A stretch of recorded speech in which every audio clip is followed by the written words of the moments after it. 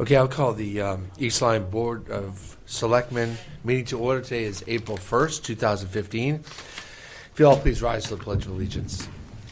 I pledge allegiance to the flag of the United States of America and to the republic for which it stands, one nation, under God, indivisible, with liberty and justice for all.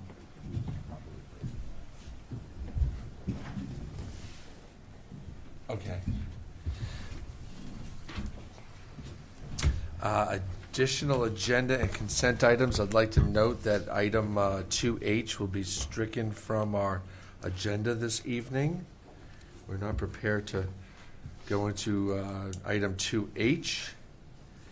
And after looking at this, I may want to move some items around. We have probably a longer presentation, and we have a couple staff members here I'd like to get in and out as they worked all day. So when I get to new business, I'd like to look that over if you don't mind. Any additional consent calendar items? I don't believe so. So delegations, would anyone like to speak to the commission?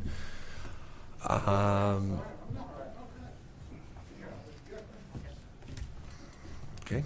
What you do is you state your name and your address for the record. Jim Shake, 129 Pennsylvania Avenue. I'm here, good evening, Board of Selectmen. I'm here to speak on an agenda item reference under item number 2F under new business. It's the request of the Nyack Fire Department for the reallocation of funds out of the capital outlay. They're requesting $7,500 out of the $11,000 that is allocated for turnout gear to purchase new fire hose. First of all, I want to be clear that I am not here speaking on behalf of the Nyack Fire Department or any other public safety agency here in town. I appear here tonight on my own accord as a longtime member of the public safety community here in the town of East Lyme. Chief McDonald cites NFPA 1962, which is the standard on fire hose regarding the care, use, inspection, and testing. Again, it's a consensus standard. It's developed by manufacturers, vendors, and fire service experts. As with any standard that the NFPA, National Fire Protection Agency, develops pertaining to the fire service, it's more than likely that it's going to have some financial impact on municipalities at some point in time down the road. Again, I don't have to tell you people, any municipality assumes reasonable risk, and they hope for a planned implementation regarding any type of standards that come forth. I took the opportunity to review numerous budgets documents from 2009 up until the present, and I discovered that in every year there's been a request for replacement turnout gear by the Flanders Fire Department. I give kudos to Chief Lewandowski and his staff. I know they've done a great job with some extensive recruiting efforts and have taken on quite a few new members. But I also noted that in there, I noted no funds requested by Flanders for replacement fire hose. It may in fact be that they have newer hose and they're in compliance with this standard. I don't know that answer. Nyack Fire Department in 2013-14 in their regular operating budget requested 2 sets of turnout gear under miscellaneous equipment. Again, 14 and 15, 2 sets of gear. This year in this capital outlay, they're asking for 5 sets. The one thing I do know, if I'm not mistaken, is that turnout gear for the fire service has a 10-year shelf life, I believe. Also noted that in 2012 and 13 in the capital outlay, the Board of Finance reduced the amount of $8,400 requested by the Nyack Fire Department for replacement hose. They also reduced the amount of capital outlay for Flanders, $5,400 for turnout gear. And at that time, the Board of Finance recommended that both agencies try to obtain funding from the ambulance fund, for the Ambulance Association, excuse me. One of my great concerns is that the Ambulance Association over years has contributed quite a bit to the success of the public safety agencies here in town. Over the years, they've been gracious enough to purchase the computer-aided dispatch system for the EOC. They are contributing $10,000 to defray the cost of the SCBA Scott Air Pack acquisition, Niantic Fire Department, and I believe they have in fact in the past have purchased some turnout gear. I don't know how accurate that is. And that's not to mention that they do pay for the diesel fuel as well, which that was requested. My concern is that there's no guarantee that the Ambulance Association is going to be willing or able to continue this trend, although there's a high degree of certainty that they will. You know, it's my opinion that it would be an act of prudence if it was determined exactly what the financial impact would be to fully implement the NFPA 1962 standard for both departments. Flanders may in fact be all set. They may have newer hose, or they may have their own type of implementation plan. I know it was strongly encouraged by this board and the Board of Finance that both departments come up with a plan to conduct their OSHA testing and get together and get some pricing that would certainly cut down on some overhead there if need be. You know, to wrap this up, I'm not here speaking for or against this request for the reallocation of funds. I'm here to suggest that some additional dialogue is sorely needed, certainly within the Niantic Fire Department, to make sure that all of its members are fully aware of this request, as it is a deviation from the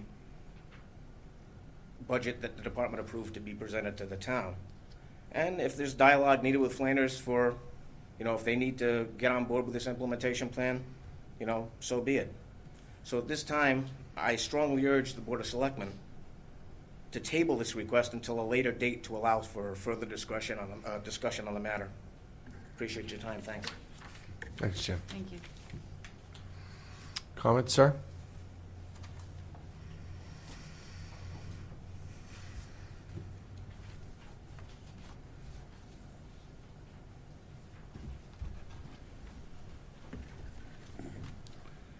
Ladies and gentlemen, Board of Selectmen, John DeSantis, 7 Quarry Lane. We just got some issues. I'll just try to run through this. I probably didn't get it all. I personally think they're overbuilding in the town. The impact of the town is going to be confined more than it is now. We need environmental studies for Gateway with a water problem. Overbuilding, the traffic, the accidents coming from 74 to Ilianos. We're going to need more public safety officers and more maintenance staff in the future to maintain the building. Exit 74 to town is like Coleman Street. I've almost been hit at least 10 times in the last 6 weeks. The Oswegatchie Hills, if they build, they're going to have more population and more cars. Then we'll skip down to this. All this impact, we're going to have the mill increase every year, reevaluation. Then there's going to be the school cost added into the taxes, and then the bonds are going to come due. What would be the financial responsibility of the taxpayer on all these issues in the next year or 2 or 3 when this is all done when Costco comes? That's about all I have to say. Thank you very much. Thank you, Mr. DeSantis. Anyone else like to speak to the commission or to the board? Okay. Approval of the minutes of March 18th, 2015. Move to approve the minutes of the Board of Selectmen meeting of March 18th, 2015 as submitted.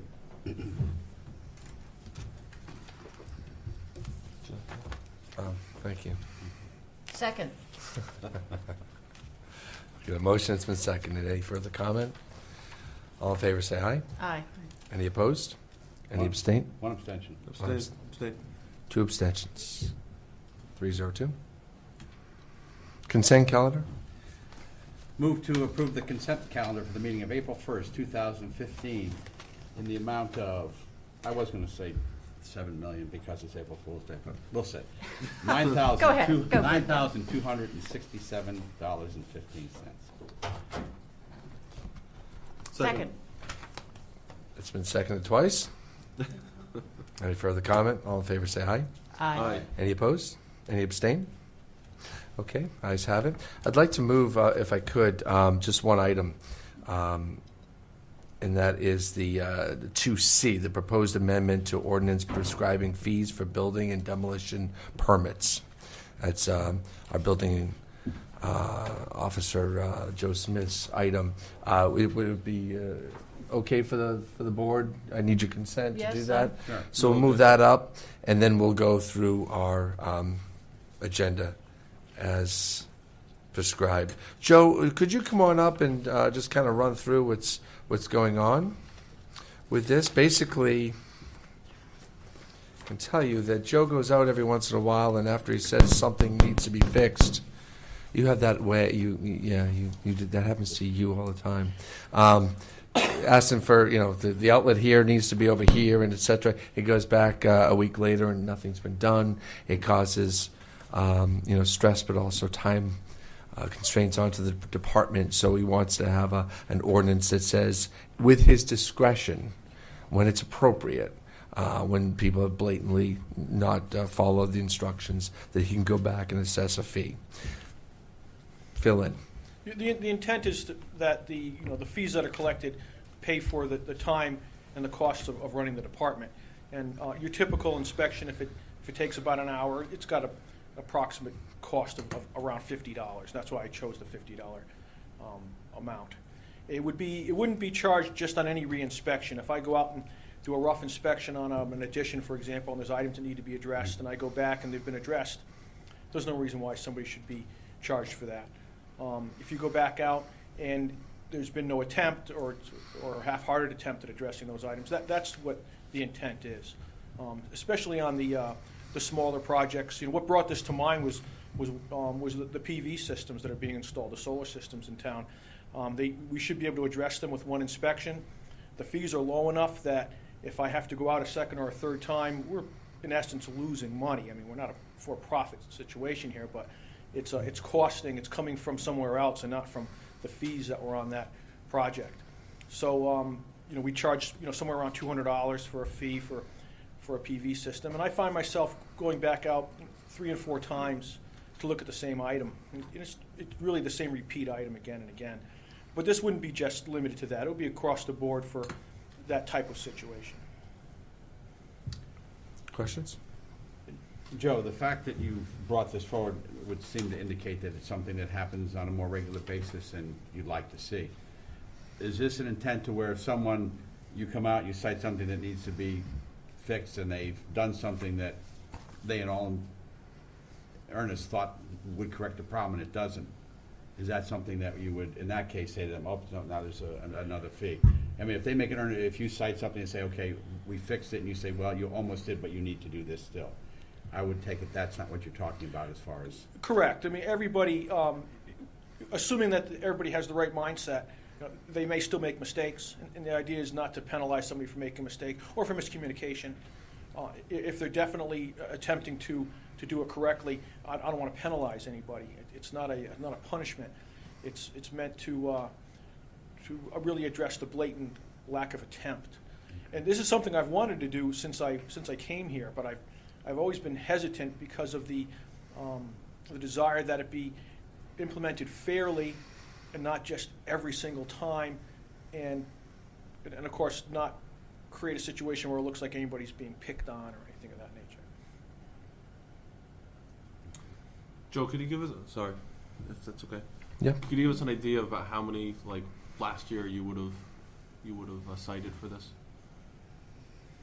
It's not a huge number. It's not a revenue generator. I would say Understood. Yep. perhaps 20. Okay, so it's not for revenue, it's really to get people to know that they have to do this correctly or they could have a fee. So It's to get each project to pay for itself. Okay.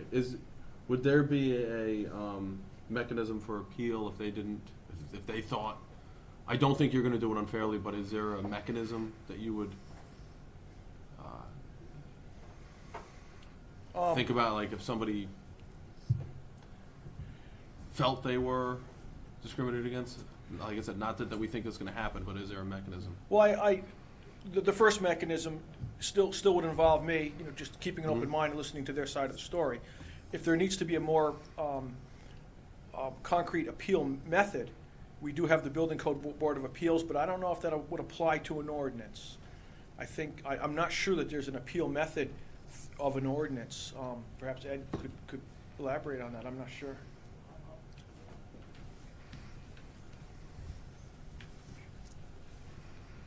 I've never seen an appeal mechanism built into an ordinance, and we have to keep in mind that we're talking about a $50 fee. And if you build an elaborate appeal system pertaining to a $50 fee, you may be starting to overwhelm the amount at issue. Agreed. So if, I don't disagree, so if his say is final is what this ordinance is going to say. Yeah. The appeal mechanism is him. That's is the correct. building That's why official. the ordinance includes specifically the option for the building official to exercise some discretion. Okay. So if an appointment is scheduled at 11 o'clock on a particular day and the contractor doesn't show up, this ordinance gives some teeth to the fact that the contractor has to keep the appointment. And that But if gets- there's a reason why someone didn't show up, there was a flat tire or a traffic jam, and that is presented to the building official, he has some discretion to be able to not have a rigid system in place. Would that go, who pays that? If you have a contractor involved, does that go to the contractor or does that go to the homeowner? Is that going to be a pass-through fee or is that gonna be- Probably the one who took out the permit. That's that, Joe? Joe was better at Okay. that thing. The property owner is responsible for all of their permits and all of their fees. However, they typically enter a contract with a contractor, which spells out who pays what fees. So it becomes a case between the homeowner and the contractor. If the contractor has agreed to pay all building permit fees, then that's the person I would go to. If they refuse to pay it, I'd have to turn to the homeowner and say, you may have an issue with your contractor, but I need the money. Or their contract may say the homeowner's responsible for all fees. So to me, it doesn't matter where it comes from, but I think ultimately it's going to fall on the homeowner. Is there language we could put in that if a contractor is involved, I know when you fill out permits, if there's a contractor involved, that's a separate, that's documented. Is there a way it could be written such that it would be on the contractor so that we wouldn't be pitting the homeowner against the contractor if the contractor is not doing their job? I'm not sure if that's doable. The contractor information on the building permit application is never required. It's there mainly for informational reasons, so we know who to contact and how. Okay. When the contractor's name is on the permit application, then we have a requirement to check for proper registration with consumer protection. But it's always the homeowner's responsibility to do everything correctly, or even for a commercial. It's not just homeowner, property owner. It's their responsibility, and they have a contractual agreement, as I said, with whoever they're working with. My initial contact would probably be with the contractor, but it may cause an adversarial situation between the two of them that I'm not sure that we should get involved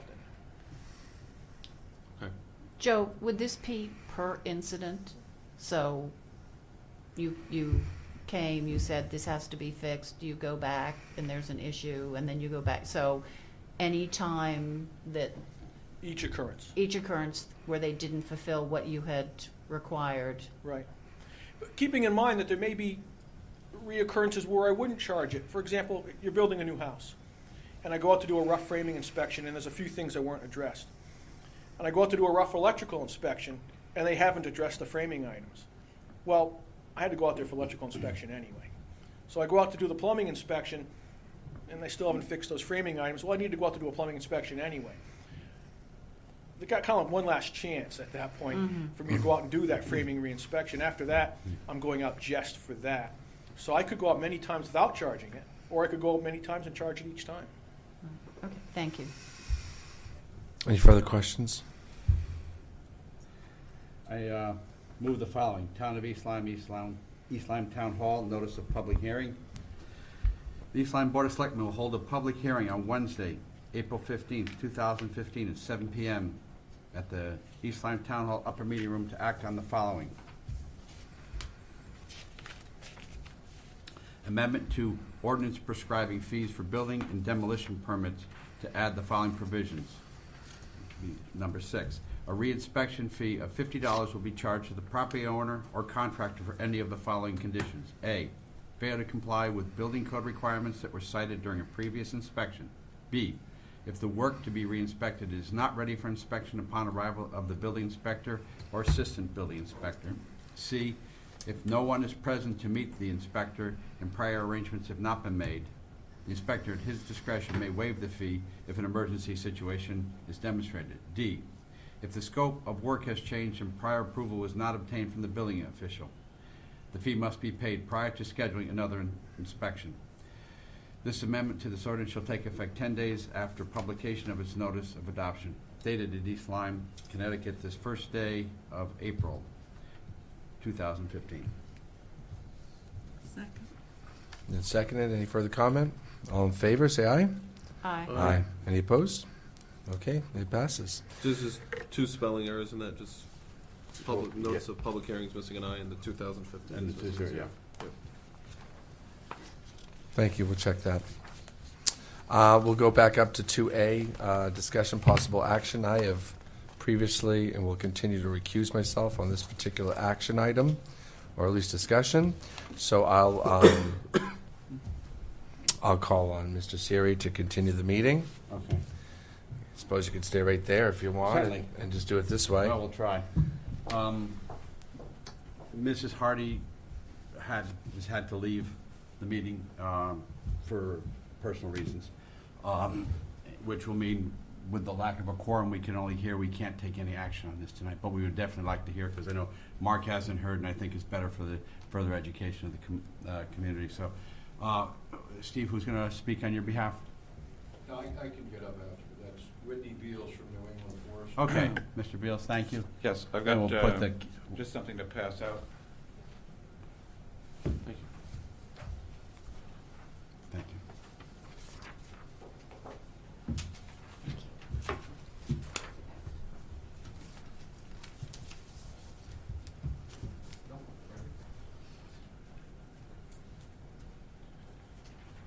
As Mr. Harney said, I'm Whitney Beals. I work for the New England Forestry Foundation. We're headquartered in Littleton, Massachusetts. We work throughout New England. This is my 3rd time back before this board to talk about the possibility of the town participating in acquiring the Niantic River Headwaters project. Mr. Salerno, you were not on the board when I was here previous 2 times. And I'm here to advocate for the town's participation in what would be a private-public partnership. The state of Connecticut has already anteed up $500,000 to the acquisition of the 170-acre tract. New England Forestry Foundation is prepared to raise funds from private and other foundation sources to help with the project. And I think it's time for the town to become an active participant in this collaboration by voting to appropriate funds to help with the project. I've just got a list of bullet points here that I'd like to read into the record. The title of this one-pager is Niantic River Headwaters Project, East Lyme, Connecticut, Opportunity to Acquire Strategically Important Open Space Land. Number 1 bullet, preservation of the Niantic River Headwaters property is consistent with the town's, region's, and state's approved plans of key open space and environmental protection initiatives. Its purchase and preservation through a permanent conservation easement will help to protect the water quality of critical Niantic River tributaries. If the site is developed, degradation of water quality would occur in the Niantic River, in its estuary and bay, and in Long Island Sound. The state DEP confirmed the high quality of the land and its priority for protection through awarding a $500,000 grant, the maximum award available. The land is available now at a per acre price substantially below recent large forested blocks acquired for open space here in East Lyme. This value is corroborated by 2 appraisals. There's no other significant parcel of land currently available for open space protection. The town is approximately $565,000 available in its open space account to spend on land protection. No new budget appropriation is needed. A town commitment of $350,000 would give the DEP confidence that its grant will be matched. The New England Forestry Foundation will work with the East Lyme Land Trust to secure private and public funding to meet the purchase price obligations. Town participation in the project will strengthen grant proposals to philanthropic foundations, Non-participation will raise questions. The last two open space referendum votes for Darrow's Pond and for the mobile gas station site passed overwhelmingly. If the state grant is not matched and matched soon, the funds will be allocated to another project or projects, and that's a real threat. The governor wants to take this funding program and sweep it into the general account. Unless you think that the proposal is inconsistent with the town's plan of conservation and development, we see no reason to withhold a vote to move this forward to the Board of Finance and ultimately to a town meeting for a decision of the voters. And I skipped over one word in this handout that said tonight because there is no quorum. So Yeah, we cannot do that. I'm sorry. we're just urging a decision soon because we don't feel secure about the state grant and what might happen to it. Okay, thank you. Before open for questions, Steve, do you have anything to add to that right now, or? Yeah, I was going to get up. Yeah, if you could. That's fine. Yeah.